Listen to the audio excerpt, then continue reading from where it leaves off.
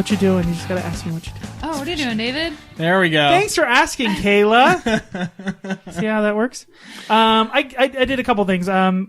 We played a board game. I tricked Gerald into playing a board game. I almost forgot your name there for a second. I like board games, David. I know, but sometimes I feel like you're like, is it a video game board game? And I'm like, what does that even mean? No, it's like, let's play a board game. It's going to take about 45 minutes to an hour of explanation, and then a couple turns of us not really know what we're doing, and then we'll get it. And then this is the problem, we though. have to stop. There's all of those complicated board games. I can only play those with a certain crew because It's true. It's hard. Right, that's the problem, right? I have a game that takes 4 to 12 hours to play. What game is it? They played that, didn't you? What? Diplomacy? No, I've played it. We haven't played it, but I've played it. But I played it when I was like younger, and Like in school. Yeah, like high school. I played it, so different. Yeah, a lot of schools do that. 4 to 12 hours. Anyways, the game I played is based off of a video game. We played this day. It is Portal, the Uncooperative Cake Acquisition game, based on the video game. The back of the box is amazing. I love the back of the box. So the entire thing is based. It's like Tony Hawk and his mutant family. They Just bored out of their minds. Let's turn this around so that I don't know if they're going to be able to. At home no, can Dave will see. put pictures. I'll up. put pictures up. Okay. But if you've played the Portal video game, the theme in this is dripping all over it. The sarcasm, the aperture science, telling you the cake is a lie. The cake is a lie. So basically what you're trying to do is you set up the board is set up of a bunch of test rooms, just like in the video game, and you have test subjects. So you start out with I think 10 test subjects. So you're almost playing like aperture science. You're not playing as the subjects. Yeah, and so what you're trying to do is gain these slices of cake. I think everybody starts out with 8 pieces of cake, but you have to get them into the laboratory.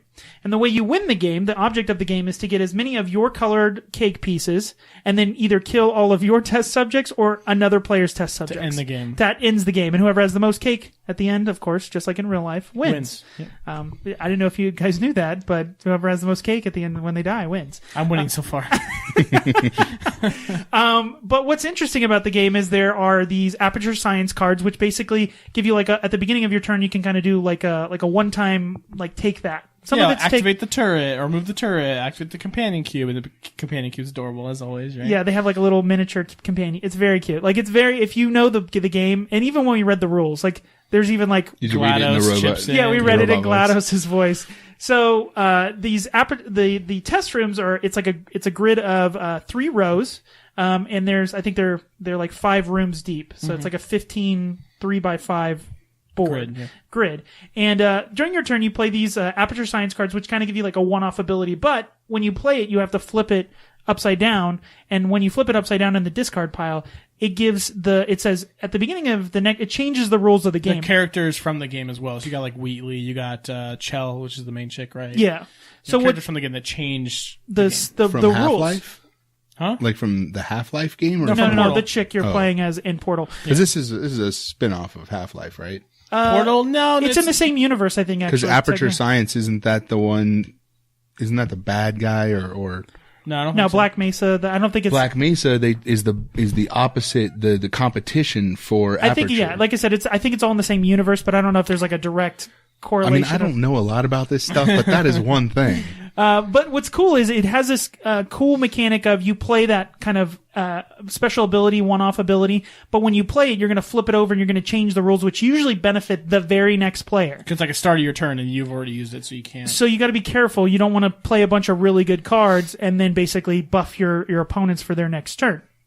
Then you move your little test subjects throughout all the different rooms. And then at the end of your turn, you have to activate a room that's on the far right of the board.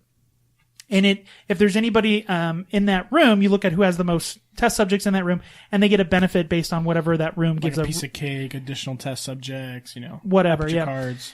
And then you recycle that room. You take it from the right-hand side of the board, you flip it over, and you put it on the left-hand side. So think of like an endless runner, like a conveyor belt. Yeah, a conveyor belt. So it has this weird mechanic of trying to get as many pieces of cake, but then also axe off your test subjects when you have the most.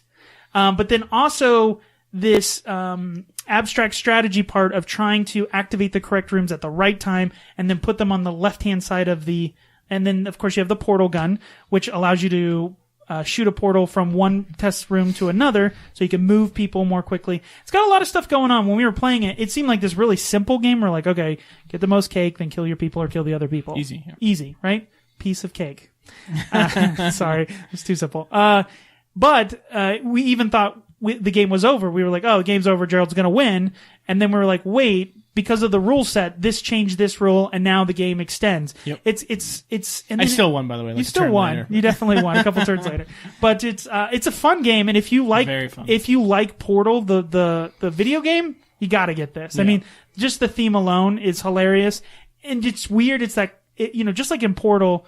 I guess not like in Portal, but in this game, it's like okay to kill your own test subjects, which is weird.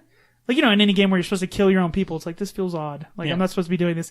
But you ended up winning because you had the most pieces of cake, and then you By one, yeah. and then you walked your people into the room with the turret and immediately murdered them all. And you're like, and I win! I was like, Yep. really? You win by throwing your people in front of a turret.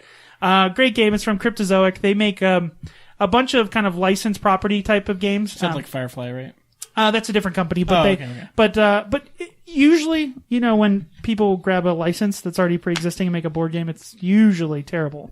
This one's not, and it feels like it's obviously not Portal the video game, but it does feel like a puzzle, which is the part of Portal that I think it pulls from the best. Right. So definitely check that out. It's Portal, the uncooperative cake acquisition game, which is a fantastic name. Oh, What you got? and that made me think of another movie that we watched. Larry Gay, What is that? Renegade Male Flight Attendant. Good job. Watch it, people. Hulu. It's on Hulu. It's on Hulu. It's on Hulu. Nice. Awesome. Speaking of finishing things, this week I finished season 2 of Star Wars Rebels, which is cartoon. Well, he loves Star Wars. Rebels is so good. I love it. No, it's really good. It's a 3D animation style. On Disney XD. Disney XD. The animation in the second season is amazing. Like it looks like a movie. Like it's getting to. And I saw the trailer for the next season coming up. And this is what's cool about the Rebels. If you guys don't know, it's all canon, meaning it flows into all of the stuff that is going to occur in the anthology movies and, of course, episode 7. Yeah, 8, it takes and place 9. in between 3 and 4. So it's before The New building Hope. of the rebellion. Yeah, and so these guys are the rebels, essentially kind of building that before they become the quote-unquote the Rebel Rebellion, Alliance. yeah. Yeah. Characters are really interesting. Of course, there's a couple Jedis in it, or like One Jedi. technically One Padawan-ish. Yeah, Padawanish and a Jedi. And then they have all of these. They have like a Mandalorian who's a good guy. Like kind of Boba Fett was a Mandalorian. So it's cool. Sabine, right? Yeah, Sabine. Stop talking to me like I don't know Star Wars. No, I know, but I'm just saying generally for the audience too. It's really good. The problem that with these animated TV shows that are based off that they can't go crazy because it's canon. But they definitely like Darth Vader shows up in a couple episodes. This is my gripe with it. So like the trailer for season 2 when it came out, I was like, oh my god, we're gonna see Vader. We're gonna see all these crazy things. Is that a B-wing? Oh my god, it's a freaking B-wing. I love B-wings. It's so awesome. And then when you watch love B-wings. then when you watch the season's like, how many episodes is it? 13? It's 20. It's like 19 or 20. It's a lot. So when you watch it, the first episode's like the hour-long premiere. It's like, oh, this is awesome. Siege Siege of of Lothar, Lothar. yeah. Oh my god, we got all these classic things. Awesome. Then it's like, kid show. Like, it's all kind of like filler stuff. Nothing really happens. Oh, we got a B-wing this episode. Cool. Yeah. We got a carrier this episode. Cool. And then the last 2 or 3 episodes, like the S hits the F. Like, it's so good. Yeah. We got Sith. We got Vader. it's just crazy. The S hits the F. Yeah, exactly. Watch your letters. Exactly.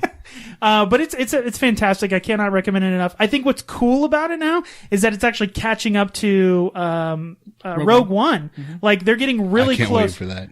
Are you excited? Yeah, I'm super excited. Yeah, for that. I just love the idea of like them backing up. Like they're like, we're gonna start running into characters like from the movies. Like I love when different media, like whether it be video games blending into a TV show or a TV show blending into a movie. I absolutely love that. I like the idea. What? Well, no, that's Heavy that. sigh right there. Back to Batman versus Superman and the new Justice League. You have the Flash and the Arrow characters already established in television. Why did they not bleed that over into the That's my movies? That's not point. serious enough for Zack Snyder. They're not jacked enough. No, but that's my point. That's what I actually enjoy that where you get Right. I would have liked that too. Right, and even like Marvel does it with the Netflix series of like Jessica Jones and Daredevil. Like those all bleed into the same thing. Now, granted, they're not the crossovers. Shield and Yeah, they all, and S.H.I.E.L.D. too. Like, they all cross over. S.H.I.E.L.D. probably does a little bit more than maybe the Netflix stuff. They But make it's references to it just like Netflix. You don't see a lot of direct stuff. You see like side characters. Yeah, and that's what happens here. Like, Lando Calrissian shows up. But the only problem that, and we always talk about this, is like, man, this, like, it makes the universe seem a lot smaller when, like, the one character you know from the movie shows up in this. Like, come on, stop it. But they get away with the in-between episodes because they're like, oh, we're trying to find fuel for the rebellion, so we have to go to this depot that's guarded by the Empire, and we have to take out these, Imperial troopers, and then we get the fuel, and that's the whole episode, right? So it's very sitcom, sci-fi, but yeah, there's a couple episodes they throw in there that you're like, oh my gosh, that explains so much of, what you see either in the Rogue One trailer or, and I didn't watch all of, what was the one Clone on Wars? Cartoon Network? Yeah, Clone Wars. But apparently there's a character that everyone loves, Ahsoka Tano. Mm-hmm. It- Sokka's awesome. I suck a ton of what? I know. I don't know. Sometimes Star Wars names are ridiculous, by the way. But she shows up and she's awesome. And it's a lot of fun. Totally called that by when like Fulcrum's going to be Ahsoka. Of course, yeah. But I'm not going to spoil anything at the end because you still need to go see it. And then season 3, they've shown some even new characters from the extended universe, which we talked about. So that's the biggest thing. That's what people really like about Rebels is they're taking content from the EU, which is all quote unquote legends now. So before Disney it's not bought it, canon. though. Yeah. So before Disney bought it, there was like hundreds and hundreds of Star Wars Books, all this kind of stuff. and there was some confusion as to like, well, how does this all happen? Like, what's canon, what's not, and because there's intersecting things. So like, Han and Leia have a kid here, but they don't have a kid, so it's just called confusing. They So had they the just kids. The kids started the Jedi. thing exactly. up So they just again, nixed and- all of it. Said none of that exists in the canon. This is what's canon. Right. But the show creator David Filioni, I want to say his name is Yeah. bringing stuff that wasn't canon into canon. So like, there's People- that big carrier ship that was like super. People were getting excited over that. Yeah. They're going to bring Thrawn back, which is from a trilogy of books called Heir to the Empire, I think. And he was a big character in Legend. They're bringing him into canon, so it's pretty exciting. yeah. All these. Is Han Legends Solo thing getting his coming own movie? Yes. Yeah, he's going to get a prequel. And I had trouble with this. We talked about this a little bit a couple episodes ago where I was like, I don't know if I like the idea that him just being in a bar, showing up and he's in a bar. Like, that's the only backstory I need. You were talking about that on the podcast, one of your earlier episodes, right? About wanting the smugglers run type. I would like to see like where he Movies. does, Fast and Furious in space. yeah, that would be Right. fun. That would be awesome. Yeah, that would be fun. And this is the thing. Like, Disney's knocking it out of the park. I'm just like, I don't know what I want. Just, you're gonna make it. If you make it good, I'll be fine. I don't care what it is. But yeah, go see Star Wars Rebels. It's gonna make the Kessler run. That's what I'm saying. Parsecs. 12. 12 parsecs. Yeah, which is apparently is Distance, that not distance, not time. There you go. Maybe in our galaxy, not theirs. Who knows? Okay, last thing I want to talk about. This week I'm in a little bit of pain, but not as much as I was earlier this week. okay, David? I'm okay. You okay? I got a pinched nerve in my shoulder.